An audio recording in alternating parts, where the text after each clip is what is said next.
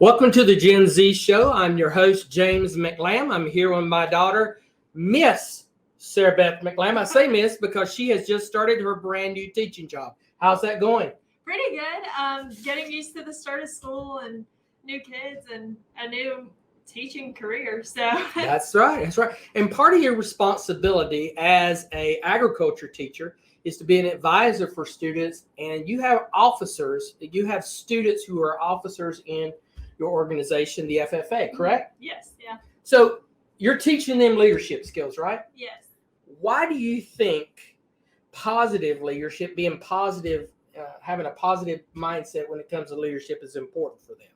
Well, this is something that I tell my kids a lot and my officers is that if they aren't into leadership, if they aren't kind, if they aren't excited about what they're doing, none of their peers will be excited.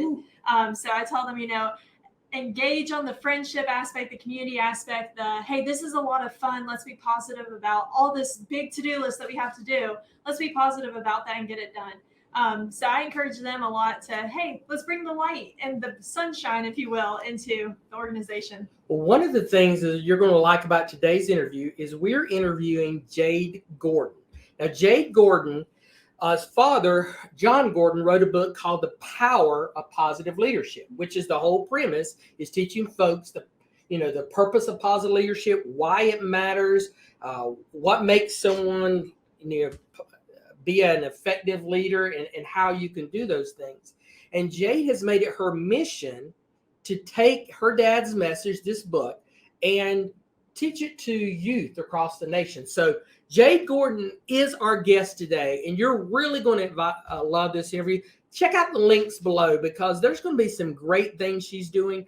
And at the end of September of 2022, it should be in a couple weeks from now, if you look at some of the links, if you have a youth, they can actually go and register for the Youth Power of Positive Leadership Training. So let's go to our interview with Miss Jade Gordon.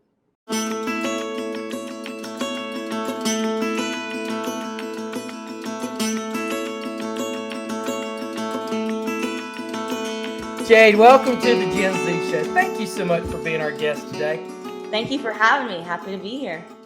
I was really excited when you accepted my offer. I've been a big fan of the Power of Positive Leadership. I've been a big fan of everything that your organization is a part of. And you're what I think probably the fourth or fifth person that's probably associated speaker-wise that we've had come from the Jon Gordon companies and be a part of our group. So we're really excited about this. Our community heard me introduce you just a few seconds ago, but they always want to hear from our guests themselves what they are about and who they are. So if you wouldn't mind, give us a couple of minutes of who you are and share yourself with our guests. Yeah, so growing up, I heard my dad, talk about positivity. He wasn't always the most positive person. And so seeing him on this journey from being very negative to positive, I used to say it's annoying, but now that I'm older, I appreciate it so much more. And now I'm on my journey because I want to impact the next generation and teach them things that my dad taught me when I was younger that helped me with mental toughness, with being a great leader, with positivity, with just trying to be your best. And so that's why it's really important for me now that I'm going all around the country trying to share this message with teens and people who are impacting teens so that they can equip them to be their best. I don't know if you knew this or not, but that our mission is to equip this generation to impact future generations. So when you said, I want to impact next generations, I was like, oh, this is so great. This yes, is so I love that. I love it. So that's awesome. So what are you speaking mainly on when you go to teens? So I'm mainly speaking on the power of positive leadership. But I've been talking with my dad. I want to formulate a talk or some type of course or training about confidence and identity. Because I feel like so often, especially now with, COVID impacting mental health, lots of comparison, social media, we all struggle with confidence and with our identity, with who are we? And me being a former athlete, once I stopped playing my sport, I said, who am I if I'm not this lacrosse player? Who am I if I'm not out on the field performing? My identity was tied to my performance.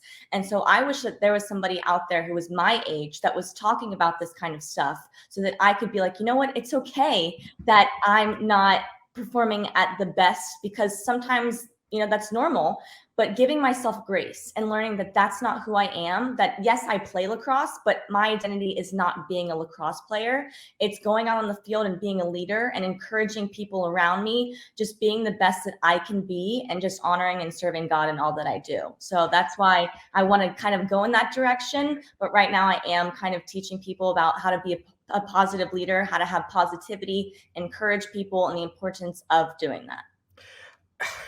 This is like you just read a script that I've been writing. I'm right in the middle of a new book for us that deals with the major issues that we've seen that youth face. And the number one issue is what you just hit on: their identity, their self-image. They don't know who they are. They don't know whose they are. They struggle with those kind of things of, who am I? And so when you were saying that, I was like, oh my gosh, this is what I've been studying and researching. Matter of fact, before you got on this morning, I was writing another chapter in the self-image section of that book. So when you said that, I was like, oh my gosh, I didn't have no idea this is where we were going to go. See how this works. Love it. So great. Yeah. But let's go into first. Let's go back into power of positive leadership. What is that? That sounds like a buzzword to a lot of folks, and I'm thinking that our audience is listening. Maybe there's a young person listening, or someone who's working with them, and they're going, "Oh no, that's some of that motivational guru, hocus pocus words here." But what is it really, and why is it important? Yeah. So like I said, growing up, I was like, oh, that positivity stuff, that motivation stuff, annoying.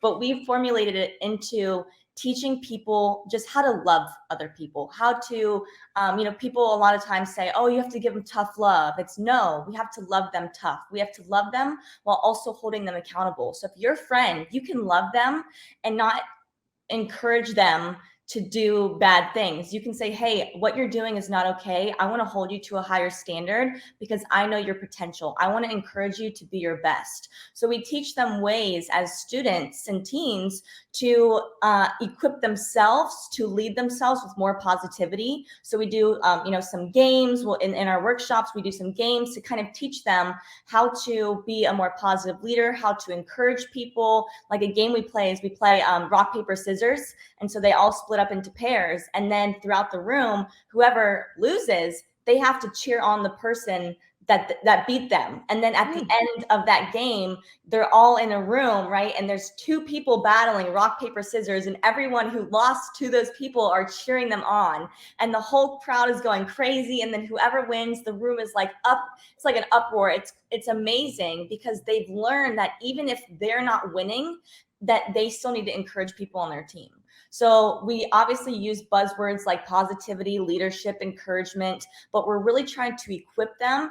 And we also teach with a principle, story, and application. So I teach them the principle of, hey, this is how you be a positive leader, lead with excellence. Here's a story so you can relate it and really get a visual and understand it. And then here's an application way that you can apply it to your life and to your friends, your team, whoever you're trying to encourage. So that's kind of how the power of positive leadership works. I can see why adults would buy into this, Right. Those who are working with companies, those who are leading others. But if you're 16 years old, you're probably not thinking of yourself. Maybe you're not thinking of yourself as a leader. Why should they want to talk about this? Why should they even be concerned about this? It's a good question. I mean, truly, in my opinion, it's that there's a lot of kids that are struggling and they don't know what direction to go in. And so when they're presented with this and they learn about it, because, a lot of times their parents will sign them up for it and some kids don't want to be there, right? But kids that do want to be there, they're hungry because they want to, they don't want to be in this mindset. A lot of them, again, are struggling with anxiety, depression, comparison. So they want to learn ways to equip themselves and then that translates to others. So I think it's initially not where, with a lot of athletes, it's like, okay, how can I be a better leader so I can lead my team to success?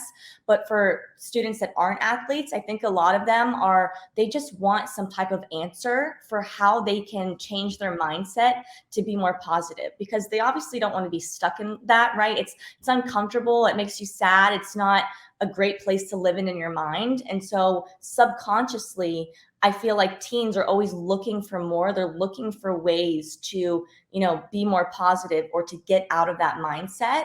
And again, I don't think they're like maybe consciously like, oh, I want to learn to do this. I think they're in it. And then when they're in it, they're like, wow, this is, then they tell their friends about it. And then they're trying to get other people to do it, So I think it's really important that they are learning this stuff so that they can equip themselves first and foremost.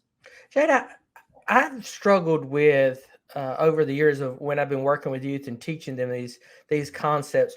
Which one is the topic that we need to cover first? And the self-image, their identity, helping them realize that they are a person of worth, or their mindset of thinking positive.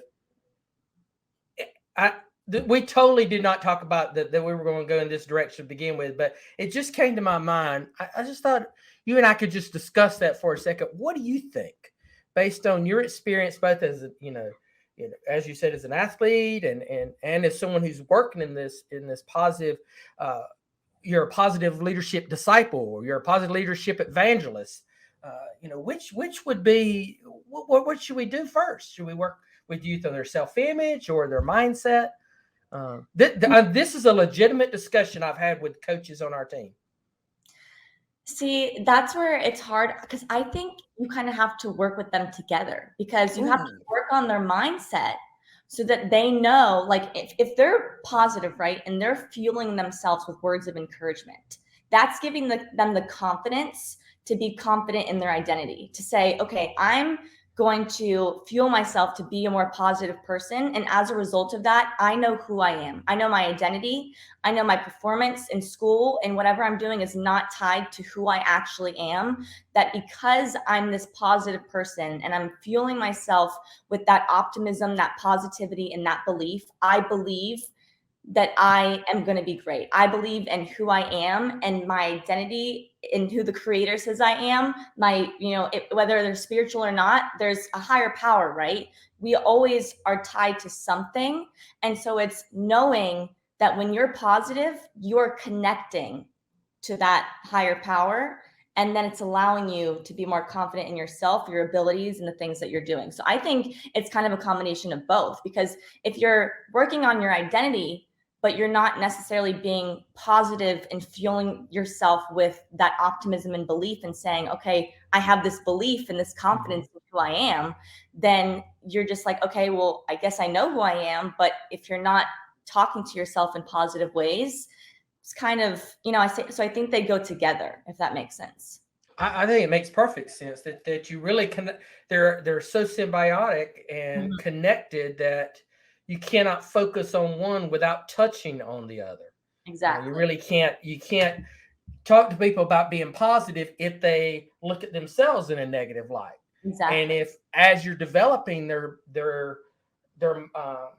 confidence and their image, helping them with those steps, it will improve their mindset going forward. Exactly. So you've been speaking to a lot of different youth groups, college groups as well over time in these categories. What's the response been? I know I saw some on your social media channels. You're speaking to some football teams. You're speaking to some baseball teams. What's been the response? Have a lot of them bought into it? Hey, this is great. I want to do this. Or have some of them been like, this girl's crazy. What's the coach doing? Bringing this lunatic in here. What's the response been? Honestly, a lot of good feedback. People are hungry for this just because of everything going on with COVID. And, a lot of the teachers that I've been working with, they want a more positive mindset. The students are struggling, but the teachers are the ones that are supposed to help equip them. They're supposed to help them get through the school year. And so if they're struggling, they're not able to fully fuel the students. And so a lot of the teachers, they're hungry for this. And they're like, this is what we needed. This is how we needed, to start our year. We're so happy that our principal like brought you in our leadership team. So I think, the response has been positive. It's funny though, I did a Power Positive Leadership for Teens event. And so we did like this kind of thing where we have them go around the room and pick something that kind of describes how they're feeling or, describes them in a way. And this kid actually grabbed a cat. He grabbed his cat. And we're like, oh, tell us about that. And he's on a virtual thing. And he goes, well, you know how cats just like sit there and they don't really do anything and they don't really care? He's like, yeah, I don't really want to be here. My mom made me sign up. I was like, oh, okay. But then at the end of the training, he was like, he messaged us and he said, I really needed to hear this. Like, I'm so grateful that I did. I'm sorry for what I said in the beginning, but I'm so grateful. So it's, some people don't even realize that they need it and that this is missing. But at the end, the feedback is like, you know what? This is what I need. This is what I've been missing. This is the key. So really, really good feedback. It's been awesome. Mr. Ziegler used to say that everybody listens to the same radio station, WFIIFM. What's in it for me? Mm-hmm. So what's the benefits for a parent to put their child into this kind of program where they're developing this positive leadership mentality? What's the benefit for a parent? And then also what's the benefit to the youth that comes through, the child that comes through? I think the benefit for the parent and for the student and the child is that they develop grit. They realize that mental toughness, and they know, okay, in times of adversity, challenges, these are ways that I can stay positive. Even though being a positive leader isn't just about being positive, it's also learning how to deal with the negative. You're going to be in negative environments. You're going to face those challenges and adversity as you go through life, as you find out what your purpose is and you're trying to live that out. That's normal. So it's them being equipped with the tools to overcome that I think is so beneficial, that every parent who, puts their student or their child into this, they will get something out of it in that way. And the child, again, will be equipped with the knowledge to know, when I'm in a situation, I know how to handle this. I know to deal with negativity. I know how to be a more positive leader. I know how to encourage myself. I know how to talk to myself instead of listening to myself. Because, as teens, mostly, we listen to a lot of doubt. There's a lot of doubt and distraction and distortion that comes in. But it's learning that when you talk to yourself instead of listen to yourself, because when you listen to yourself, a lot of the times we hear the negativity, we hear the doubt, we hear all the reasons why we're not good enough, why we can't do this, why somebody else is more fit for the job than us. But if we talk to ourselves, we can fuel ourselves with those words of encouragement to be able to get us to achieve something or have that more positive mindset. So that's what we teach in the Power Positive, leadership training. So it's them being equipped with things like that, with being, you know what? I'm not really being positive right now. I'm not fueling myself with words of encouragement. I'm actually being really negative. I'm allowing that doubt and that distraction and distortion to allow me to believe the lies that I'm not good enough. And so that's why I think it's really beneficial that at a young age, people are learning this, so that when those challenges arise, they know what to do. You just hit on two big points that I want to make sure our audience did not miss. She said mental toughness, developing grit, which I don't know if the audience had it, but I just had an aha moment. That is a big selling point, because we do see this generation. How old are you? 24. 24. So yeah, really under, the age of under you all the way down to my youngest is 12. That gap in there, that they're missing some of that mental toughness, that when the road gets tough, when the road gets hard, they're ready to throw up their hands and quit. Exactly. And COVID did not help with this at all. I mean, the pandemic really hurt it as we went through on this. And then the second thing was learning, I really say, how to talk to yourself instead of listening to yourself. That is like hashtag worthy there. We need to put that out on Twitter all over the place, because that's got legs there. How do I talk to myself instead of listening? So if we broke that down, let's take that one and break that one down. What are they listening to what do you think they're listening to in their mind that they need to get over? What do you think's happening in their head? Because you talked about self-image and stuff. So I'm going to give you a chance just to throw out whatever.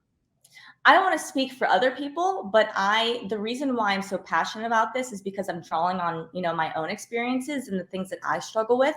So we have a lot of doubt that comes in, right? A lot of things that say I'm not good enough, that, there's imposter syndrome, that I shouldn't be here. I shouldn't be doing this. Maybe somebody else is, a better athlete than me, or they're getting better grades in school, or that person may be more attractive to them. Whatever it is, at a young age, we're always looking for validation, for appreciation, for that confirmation that we are enough, right? And so it's really important that they're talking to themselves instead of listening to the doubt that comes in, because that doubt is lies, right? But we Yes. want to equip them to speak truth, to speak life into themselves, so that again they have that confidence in knowing their identity. But when that doubt comes in and they're thinking, what, I'm not good enough. Like when I do the Power Positive Leadership trainings, I have all the students, I have them write down 2 lies, 2 negative thoughts that they tell themselves. And a lot of times they say, I'm not good enough. And so I say, okay, well, now I want you to speak truth to those lies. Tell me 2 truths that you're going to say every time that negative thought comes into your head. And they usually stand up and they say, I am good enough. Like, I'm supposed to be here. Why am I comparing myself to other people on social media, in the classroom, on the field, whoever it is? There's so much comparison, because social media wasn't this much of a problem, maybe 5 years ago. Now Right. it's where we have access to all of these things, to all of these people, and we're struggling with, again, our appearance, our image.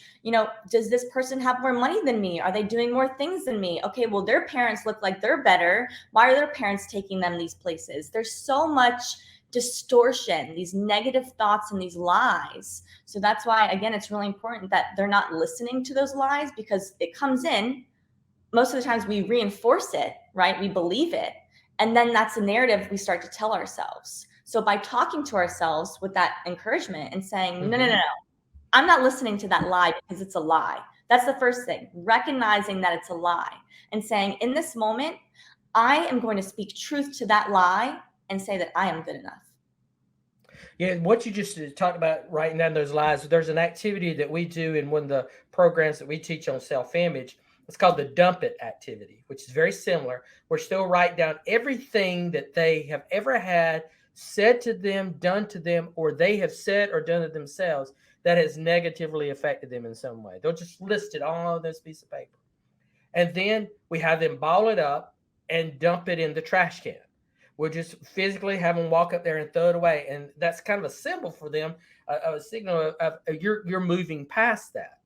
And it has gone in different ways in different places, and it depends on the mood. But I have seen at times it really be emotional for people to realize that not the dumping as much, but the writing down of what they have been taking into themselves. Yeah. Mr. Ziegler used to, it's realizing how negative they've been to themselves and how they're exactly allowing themselves to believe it. Yeah. My favorite Ziegler quote is, "You're what you are and where you are by what goes into your mind. That you can change what you are and you can change where you are by changing what goes into your mind." Love that. And so that's the whole premise of that thing. Write down what you've seen and just throw it away. And let's now try to put the pure and the powerful and the positive into that mind to replace what has already been there.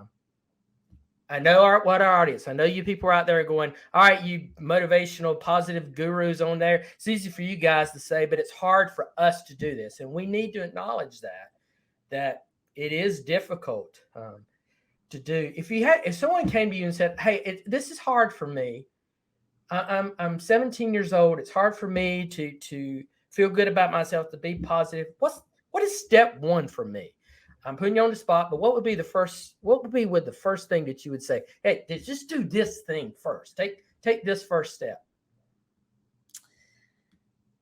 Well, I mean, first off, I would say it is hard. Like, I still struggle with it. At 24 years old, I'm speaking on this stuff because I'm passionate about it, because I still struggle with it. And it's an everyday practice that I have to tell myself. And so I would say probably first to them is, when those negative thoughts come in, recognize that they're negative thoughts.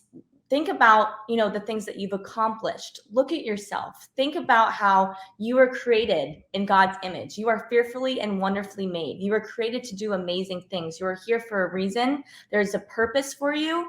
And so obviously that's, some people, when they're struggling, that's not something that they can fully believe right away. But still, like, leadership is a transfer of belief. So by me just first off saying that to them, just hopefully is planting a little bit of something to them to just have their mind going a little bit, even if they're not believing it, even if they're like, okay, lady, be quiet. I just want to still encourage them in some type of way.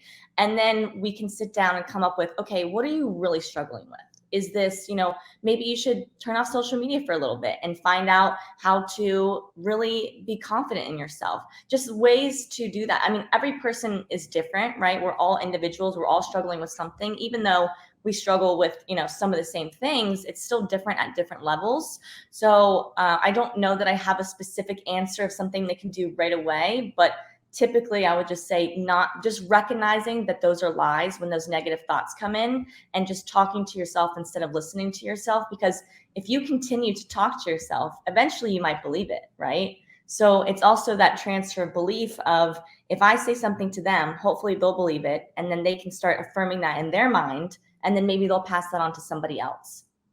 There's something else I heard you say in there that propelled me to this thought was one of the things that we do where we're talking, where we're teaching folks about how to maintain a positive self-image, is to take an inventory of the good things in their life, of the positive things they have, and those things they have that they can give to the world. And that, I don't know if you've ever seen a group of young people do that, but the first few seconds, minutes of that activity is a lot of staring off into space, because they can't think of anything, or they have a hard time, bridging that, and you have to guide them along. But once they make that initial physically writing something down, it's like the dam burst and the water's just flooding out. Now they can start thinking about it. And you see a change in their face, Jade. I mean, they start smiling, they start feeling good about themselves, and then they have all this stuff written down, and they're like, oh my gosh, I'm not the negative bad thing that I thought I was. Look, people feel good when they're around me. They do this, they do that. And sometimes it takes some help, for us to guide them through it. But it's just such a change of that. So you can't be blessed and stressed at the same time. That's another one. Blessed and stressed at the same time. My dad says we got another hashtag, audience. Yeah, that's why my dad, when he, was going from negative to positive, his first step was, he said, every day I'm going to go out and I'm going to take a gratitude walk. And he would walk every day. He does it still to this day, since he was 35. And he makes sure he goes on this walk. And every time he does this, he says all the things he's thankful for. He prays. He thanks God for his life, for the things he's able to do. And in that moment, he's like, I'm not stressed, because I'm so grateful that there's no way I can be stressed. I'm just blessed. I'm realizing all the things that I've been blessed with and all the things I've been blessed to do. And they say, you just really cannot be blessed and stressed at the same time. That's very true. That is so true. I was just thinking this question. I would encourage people to obviously buy your dad's books and listening to the audio books because of the uplifting message they have.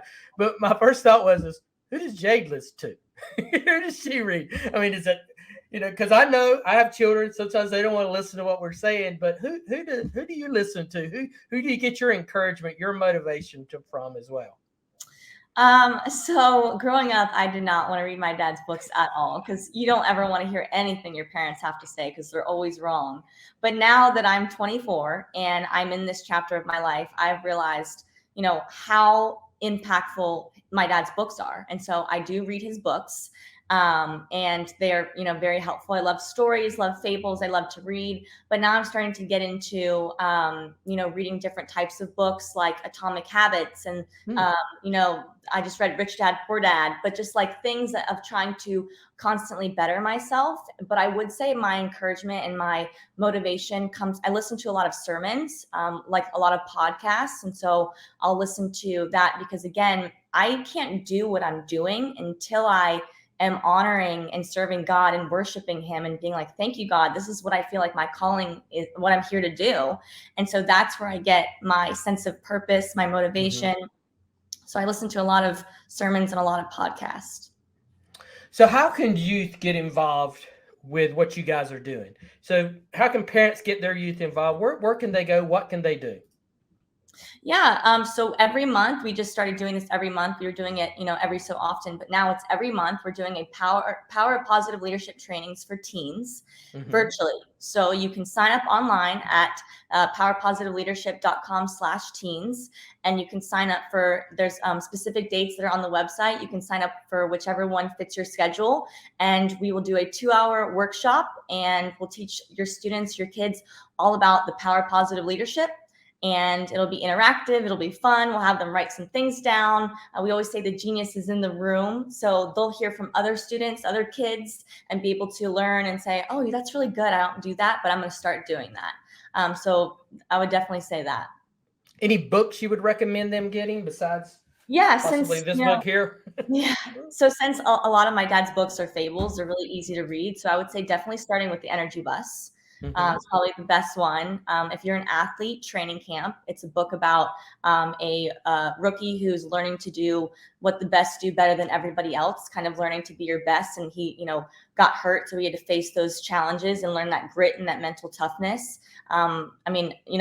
Most of his books are great. The Positive Dog, learning to feed the positive instead of learning to feed the negative. The Shark and the Goldfish, Soup. What you put into your life, into the people around you, is what you get out of it. Seed, finding your purpose, your passion, your calling. So, I feel like you really can't go wrong with any of his books. And I would say this to the audience who are not familiar with his books, you'll find as you read them that the stories are intertwined, that characters from one show up in another, or they're related to someone in another, and that makes them all. It's not just like they're separate books. It's like they're just part of an entire anthology of how to live your life in a positive way. So you really are going to appreciate that aspect of it as well. How can they get in touch with you? How can they connect with you? Yeah, you can follow me on Instagram, Jade Gordon 11.